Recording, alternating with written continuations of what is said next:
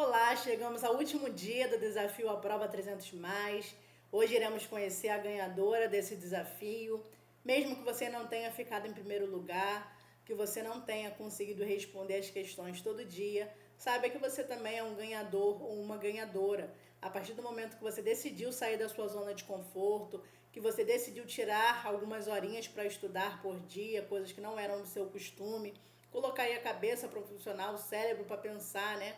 Para você responder as questões, para você relembrar o que já foi estudado, você, né, já é um ganhador também, tá bom? Só não vai ganhar a camisa, mas depois a gente resolve esse problema, né? Então vamos resolver aqui as questões do 31º dia, concluindo aí 310 questões, né, do mês de julho. Então vamos lá. Suponha-se que um delegado receba laudo cadavérico em que constam as seguintes lesões: ferida circular com orifício de 1 centímetro, com orlas de enxugo e escoriação, circunscrita por zona de tatuagem e esfumaçamento na região infraclavicular direita, e feridas com bordas regulares e cauda de escoriação medindo 5 centímetros na região escapular esquerda. Considerando essa situação hipotética e os aspectos médicos legais desse laudo, é correto concluir que a ferida, com bordas regulares e cauda de escoriação, é típica de instrumento cortante e não corresponde à saída de projétil de arma de fogo, que é um instrumento pérfuro contundente. Está certíssimo. Essa lesão aí, né, com cauda de escoriação, ela é um instrumento cortante e não vai corresponder à saída de um projétil de arma de fogo. Coloquei aí para vocês só questão de certo e errado, né? Padrão CESP, SEBRASP. Muitos gostam, muitos não gostam. Tem uma variação muito importante quando a gente faz aí uma prova que a banca é a SEBRASP, porque uma questão errada anula uma certa. Então, se tem 10 questões e você errou 5, as 5 que você acertou vão ser anuladas também, ou seja, você não acertou nada. Mas se você fizer uma prova e a SEBRASP botar, né, as questões de múltipla escolha, não tem essa regra aí de uma errada anula uma certa, tá bom? É só quando a questão é certo e errado, tá ok? Então vamos lá, próxima questão. Um homem de 50 anos de idade assassinou a tiros a esposa de 38 anos de idade na manhã de uma quarta-feira. De acordo com a polícia, o homem chegou à casa do casal em uma motocicleta, chamou a mulher ao portão e, quando ela saiu de casa, atirou nela com uma arma de fogo, matando-a imediatamente. Em seguida, ele se matou no mesmo local, com um disparo da arma encostada na própria têmpora. Considerando a situação hipotética apresentada e os diversos aspectos a elas relacionados, julguem os itens a seguir. Ao relacionar a necropsia no cadáver masculino, espera-se que sejam verificados sinal de Benazzi, sinal de funil de Bunnet e câmaras de mina de Hoffman. Essa questão aí vai estar certa também, né? Todas as características aí que vão ter em relação a um tiro, né, encostado aí na própria têmpora. Então também está correto, tá bom? Vamos ver aqui a próxima.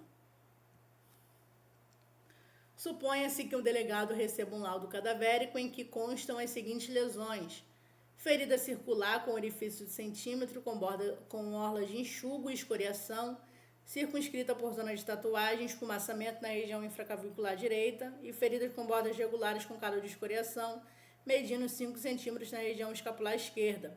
Considerando essa situação hipotética e os aspectos médicos legais desse laudo, é correto concluir que a ferida com zona de tatuagem e esfumaçamento deve ter sido provocada por barotrauma, possivelmente em consequência de explosão de bomba. Aqui já está errado, né?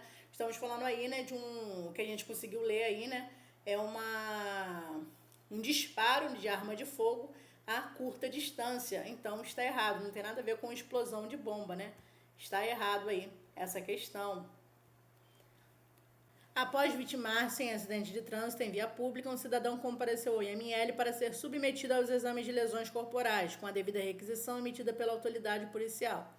O exame pericial revelou equimose esverdeada na região frontal, feridas irregulares no antebraço direito e escoriações em placas, estando a pele regenerada. Não se constatou a presença de crostas. Acerca dessa situação hipotética, julguem os itens seguintes. Os ferimentos acima descritos foram produzidos por instrumentos contundentes? Certo, né? Escoriação, equimose, instrumento contundente, certinho.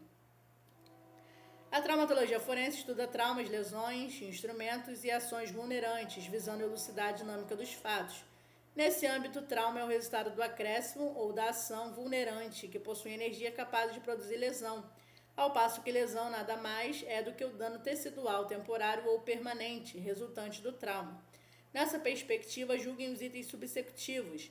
As fraturas são exclusivamente consequências da ação de compressão, certo ou errado? Aqui está errado, né? Estamos dando exclusividade. A fratura somente ocorre nos casos de compressão. E está errado, né? Nós podemos ter também luxação, podemos ter uma torção e não apenas a compressão, tá ok? Então está errado. Próxima questão aqui está até com a resposta já para vocês. Já lemos a parte de cima, vamos lá embaixo. As lesões, observando-se as suas características, podem fornecer informações relativas ao ponto ou área onde se produziu violência, a data provável do evento, a vida ou a morte da vítima quando da agressão, a forma do instrumento e a natureza do atentado ou ação. Certíssimo, né? A natureza do atentado nós conseguimos diferenciar se foi um homicídio, se foi um suicídio. A forma do instrumento, no caso da Vibice, né? Vibice, tem ali a marca do instrumento, que vai deixar ali a sua assinatura. Outro exemplo, né? A vida ou a morte da vítima quando da agressão, lesão in vita, em pós-mortem também. A data provável do evento, no caso aí da equimose, utilizando a escala aí de Graham do Sally, nós podemos ali estimar, né? Quando foi que essa equimose ocorreu. A área onde se produziu a violência também vai ficar ali a área marcada, né? Por exemplo, a equimose ainda, nós podemos identificar onde foi o ponto de origem da violência. Então, tudo certinho aí nessa alternativa. O gabarito já está até marcado aí para vocês. No que se refere às lesões observadas em vítimas fulminadas por descarga atmosférica, julguem o item a seguir. Em vítima de morte violenta decorrente de ação de eletricidade natural, de um raio, em meio aberto, fenômeno conhecido como fulminação, o sinal de Lindbergh corresponde às lesões cutâneas arboriformes, certinho, né? Lesão aí, né? Eletricidade natural, que leva à morte, fulminação, tá correto, vai provocar o sinal de Lindbergh, que também tá correto.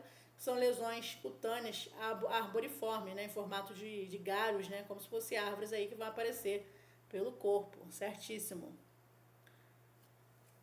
Desde o encontro do cadáver até o término da necropsia, diversas etapas são estipuladas para que o exame do cadáver seja determinante para a investigação de um crime. Acerca do exame perinecroscópico e da necropsia médico-legal, julguem os itens seguintes. De acordo com a legislação vigente, nos casos de exames de morte violenta, em que as lesões externas permitirem precisar a causa da morte, ou em que não haja infração penal a apurar, bastará o simples exame externo do cadáver, dispensada a sua abertura. Está certíssimo, tá? Está lá no nosso Código de Processo Penal, parágrafo único. Na prática, nós não vemos muito isso, né? Porém, na teoria, tá certinho aí, né, o que está escrito lá no nosso Código de Processo Penal, artigo 162 do CPP, tá bom?